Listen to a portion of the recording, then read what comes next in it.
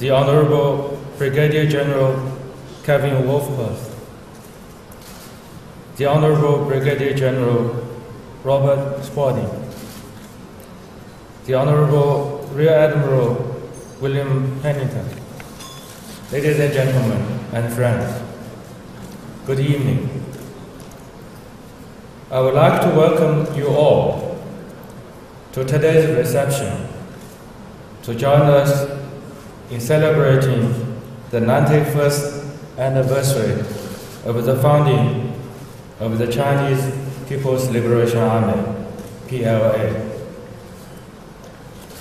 The history of the PLA is integral to the development of the Communist Party of China and plays a vital part in the course the People's Republic of China has gone through. It is a glorious chapter of striving for liberation and happiness of the Chinese people. In the past, the PLA has made irreplaceable and indelible contribution to the liberation and peaceful development of the Chinese people, to reform and opening up of China, and to safeguarding national sovereignty, security, and development interests of China. Today, the PLA remains a guardian for the Chinese people in the pursuit of a safe, bold, and a better life. And it gives a strong boost to the efforts to fulfill the dream of rejuvenation of the Chinese nation. The strategic task of the PLA is to build strong national defense and world-class forces commensurate with China's international standing and in line with the national security and development interests. In particular, it must spare no effort to safeguard China's national sovereignty and territorial integrity. We shall not lose even a single inch of our territory.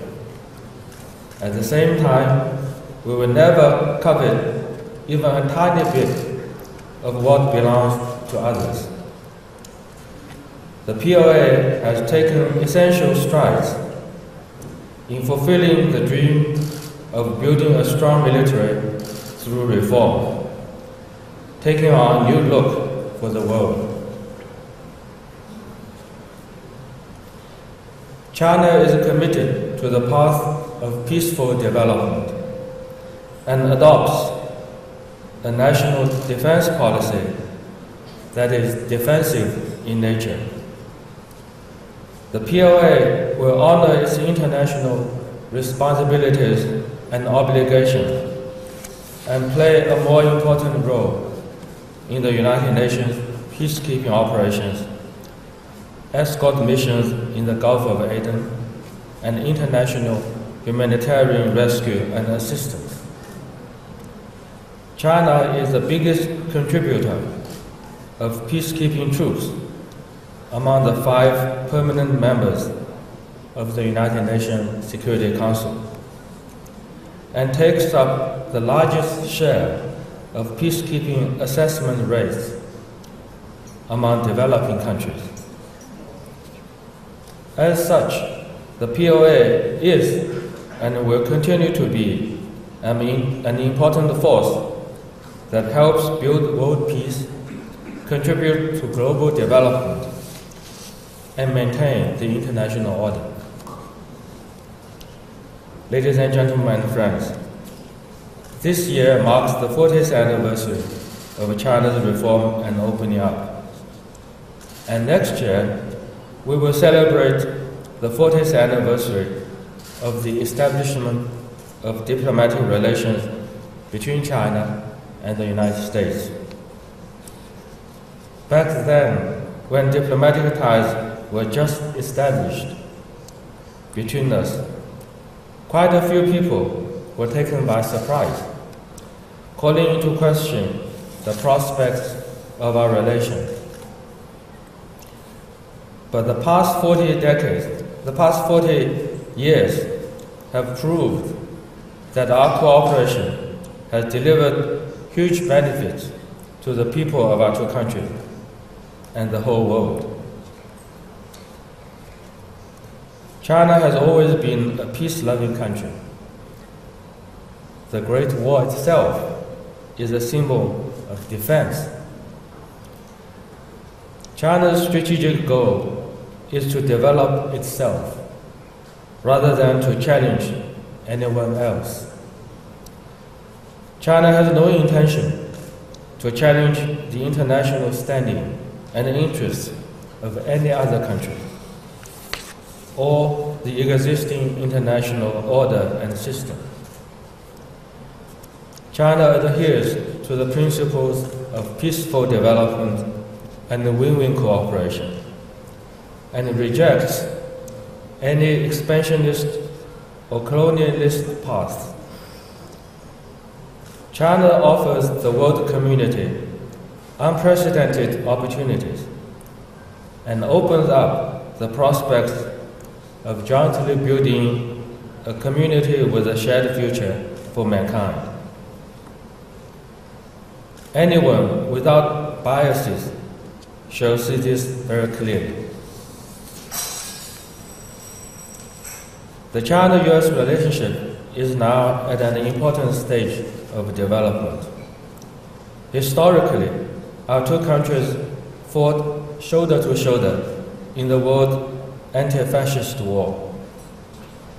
Today we have increasing needs for cooperation in promoting strong global economic growth, improving international economic governance, responding to numerous global challenges, combating terrorism, and maintaining international peace and stability.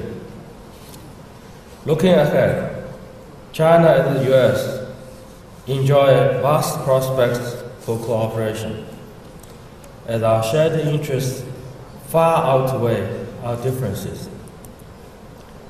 Cooperation is the only right choice that our two countries should make.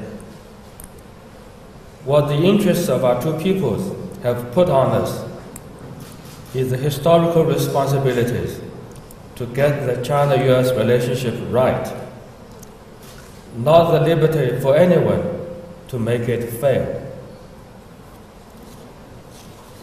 At the same time, it is only natural for China and the United States to compete in some areas, which is nothing unusual in international relations. The key is what kind of approach we take to such competition. We believe that our competition should be healthy and positive, aiming to improve ourselves, not to replace the other side. Our two sides need to promote cooperation through competition and achieve win-win results from cooperation. Only in this way can the interests of both countries be best served, and can we honor our responsibilities to the whole world. Ladies and gentlemen, earlier this year, General Han Weiguo, commander of the PLA Ground Force, visited the United States, and U.S. Secretary of Defense James Mattis visited China. During the visit, the leadership of the two militaries reached important agreement on increasing military mutual trust, deepening practical cooperation, and managing risks and challenges. In the latter half of this year, General Wei Fenghe, China's State Councilor and Defense Minister, and Admiral Shen Jinrong, Commander of the PLA Navy, will also visit the United States.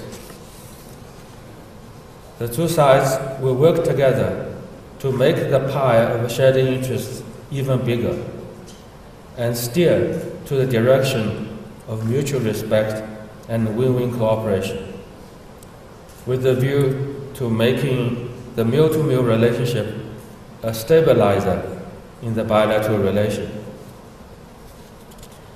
Guided by the principles of mutual respect and win-win cooperation, we would like to work with the U.S. side to well implement the important consensus reached by our two presidents in their Beijing meeting last year. Focus on cooperation, manage differences, and successfully stage the second session of the 4 high-level dialogue mechanism, so that China-US relations will move forward along the right track. Now, ladies and gentlemen and friends, I would like to propose a toast to the 91st anniversary of the founding of the PLA, to the sound and steady development of our bilateral and meal-to-meal relations, to the friendship and cooperation between our two peoples, and to the health of all the friends present here. Cheers.